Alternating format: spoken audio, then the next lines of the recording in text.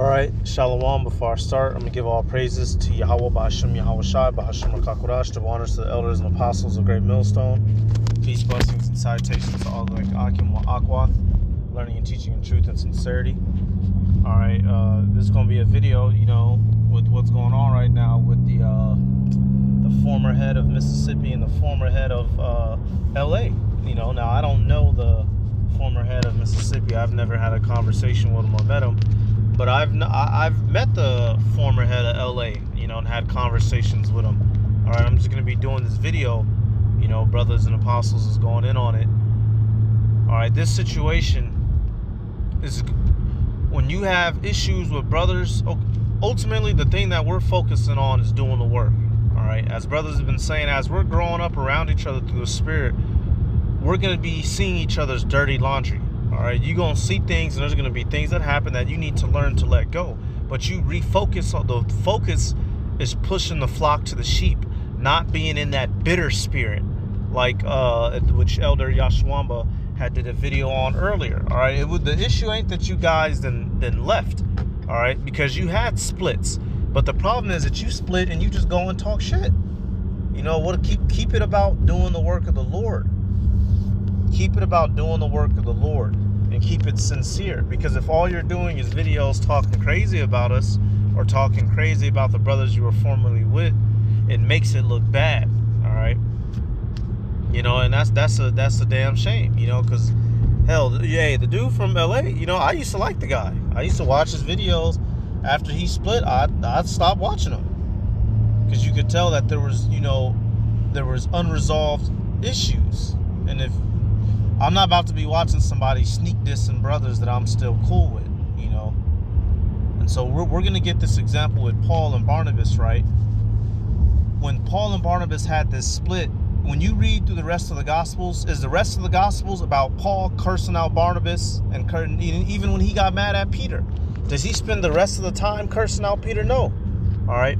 He mentions the situation with Peter about 3 times and left it at that. Paul, they had that little disagreement, that little split, but they both kept on pushing and doing the work of Yahweh Bashim Yahweh Shai. The whole rest of the New Testament isn't books about them two going back and forth. All right, y'all need to turn back to the first work. Y'all are leaving off the first love, which is edifying the flock. Y'all got that bitter spirit where you just trying to air out and talk crazy about brothers and elders, and that's not right. All right, so I just want to get this. Let's start with this. All right, so we'll go to Acts 15 and 39, right? Because this is one of the first splits. All right, so this is Acts 15. We'll start at 38. It says, and Paul thought, I'll start at 37. It says, I'll start at 36. It says, and some days after, Paul said unto Barnabas. All right, now keep in mind, Paul and Barnabas, they was rocking together. They was going around sailing here and there, preaching and teaching, right? And some days after, Paul said unto Barnabas, let us go again and visit our brethren in every city where we have preached the word of the Lord, and see how they do. And Barnabas determined to take with them John, whose surname was Mark. But Paul thought not good to take him with them, who departed from them from Pamphylia, and went not with them to the work. And the contention was so sharp between them that they departed asunder one from the other. And so Barnabas took Mark and sailed to Cyprus. All right, and so, reading this here, we understand now, because we're men, we have emotions, we have feelings, all that bullshit. Someone may want to go left, someone may want to go right. But ultimately, they separated, and they kept doing the work. They didn't separate and turn it into a whole Paul versus Barnabas type of ordeal. All right. Now in this verse, it doesn't necessarily say what they directly split over, but for whatever reason, Paul didn't want Mark to accompany them.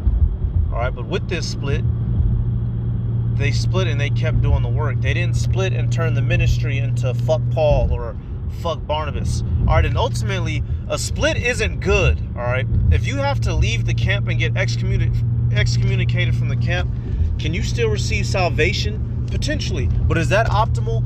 Fuck no. All right, optimally, you'd still be in the camp, and the evidence of that let's get that out of Ecclesiastes real quick. So you don't want to be in that spirit, well, I don't really care if I get kicked out. If the Lord's dealing with me, getting kicked out is not a good sign. When you look at people who get kicked out, the majority of the times they dissipate back into the world. So for any of us, we don't want to be in that spirit. Oh, if I get kicked out of spin, I'm gonna just keep teaching. And I'm pretty sure everyone who's been kicked out probably thought that same thing. And look where they're at. Majority of them are off in the world, bugged out. All right, Ecclesiastes 4:9. 2 are better than 1, because they have a good reward for their labor. For if they fall, the one will lift up his fellow. But woe to him that is alone when he faileth, or when he falleth. For he hath not another to help him up.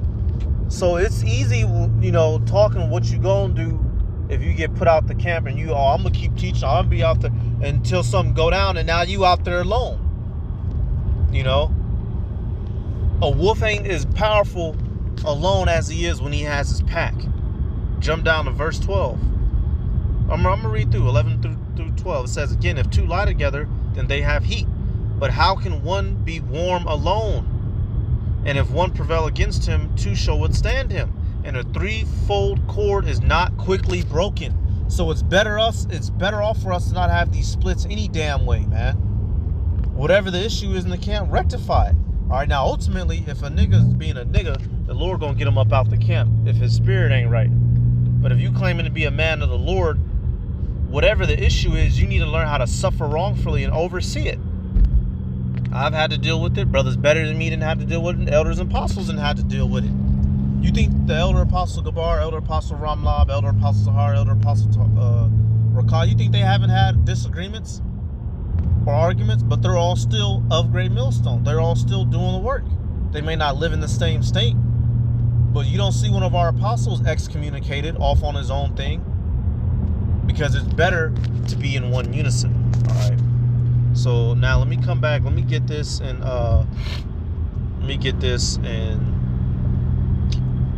what is that? Galatians. All right, to show y'all this example, because Peter and Paul had a little bit of a falling out for this issue right here. All right, and Paul was actually, he was actually correct on this one. So Galatians 2:11, it says, but when Peter was come to Antioch, I withstood him to the face, because he was to be blamed. So when he had met up, he had to talk to him. He was like, hey, Peter, something went down. That wasn't right. Verse 12. For before that certain came from James. Slakia. For before that certain came from James, he did eat with the Gentiles. But when they were come, he withdrew and separated himself, fearing them that were of the circumcision. And other Jews dissembled themselves likewise with him, insomuch that Barnabas also was carried away with their dissimulation. And this gives us a little bit of insight of why Paul and Barnabas had a little bit of a falling out. All right, so right here, to give the example, what is basically breaking down, when Peter was around the Gentiles, which was the Israelites who had stopped living according to their customs but were coming back, he was being brotherly and dealing with them. But when the Jews who knew they were Jews showed up, he would get up and separate himself a little bit. So imagine you at lunch. Remember when you were back in school, if you went to go sit down with the unpopular kids, you chilling and whatnot, then your homies come through the popular table, you get up, I wasn't sitting with y'all, man, y'all lame. That wouldn't be cool. You was just sitting there with them. This is basically what Peter had did, all right, to give you a modern day example. And Paul called him out on it, and Paul was right on this one.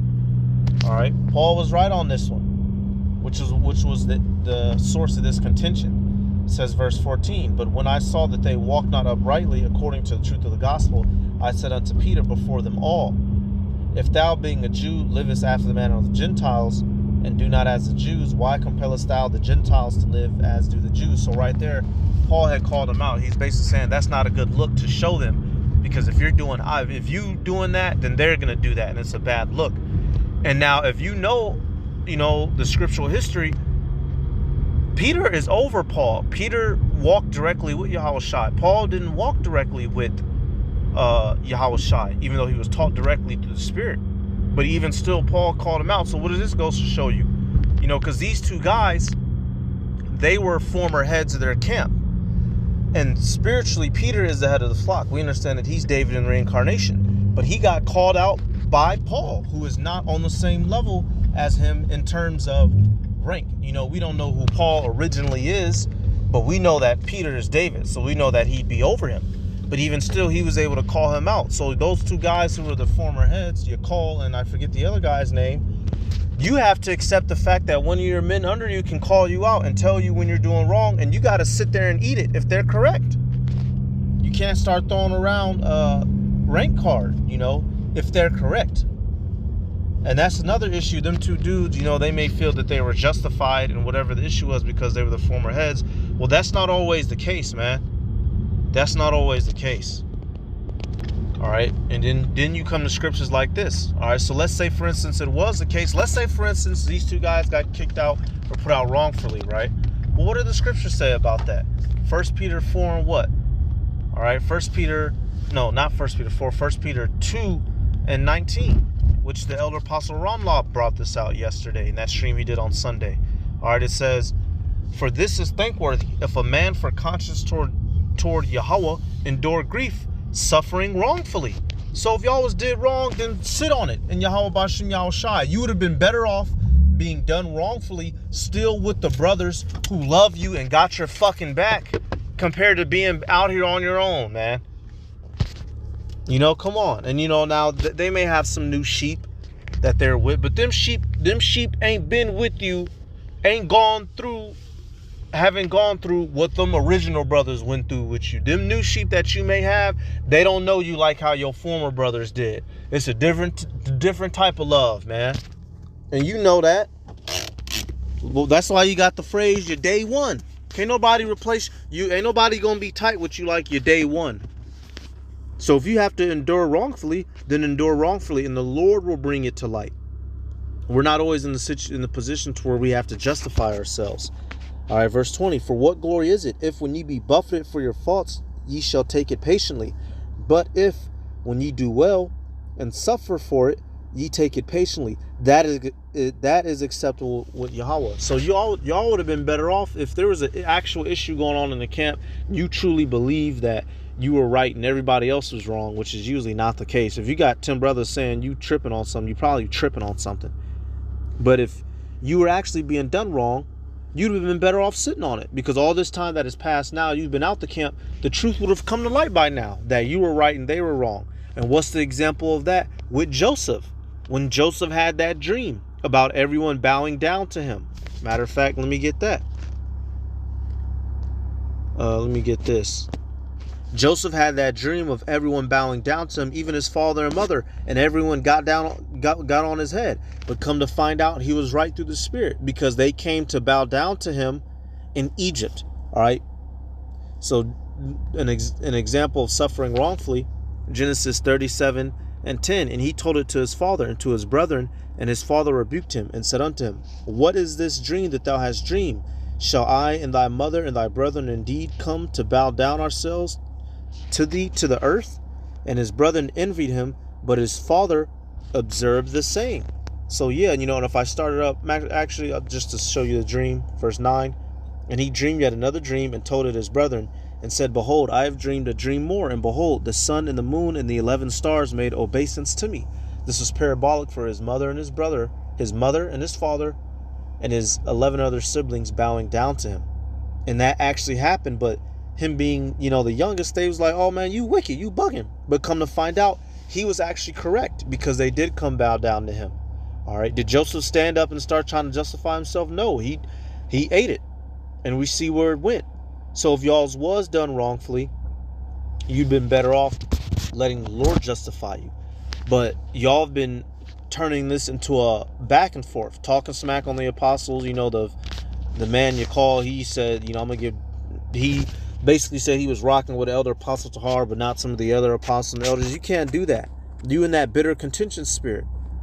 We're in this work to push the word, all right, not to be holding grudges against one another, all right, which takes us back to what? Revelation 2 and 4. Nevertheless, I have somewhat against thee, because thou hast left thy first love. Y'all need to remember your first love. And this goes for everybody, y'all. Ultimately, what are we here for? when you have an argument with a brother or you're having some sort of disagreement, you need to remember what the greater fucking picture is. We have enemies outside, man. We got Esau that wants to kill us. We got the 230s that want us dead. All right? We got martial law coming. And we trying to get saved. Drop the shit. You know? Drop the shit. Now, if there's a wicked fucker in the camp, the Lord is going to get them out. Undoubtedly. But brothers need to, man, drop the shit, dog. You know, so that, hey, that's about it. Real quick video. You know, hey, learn how to suffer patiently. All right. Learn that you're not always going to be right in situations, even if you, or you're not always going to come out on top, even if you feel that you are right, you know. So, hey, I'm going to give all praises to Yahweh B'Hashem, Yahweh Shai B'Hashem, Rakakurash, the honors to the elders and apostles of Great Millstone, peace, blessings, and salutations to all like the Akim Wa Akwa. Learning and teaching in truth and sincerity. And you newer brothers and sisters, observe this situation. This is something you can learn from. You don't always have to try to justify yourselves in the sight of men. And if you got 10, 15, 20 other people pointing their hand at you, letting you know that, you know, you might be the issue, you might actually be the issue, not them. All right, shalom.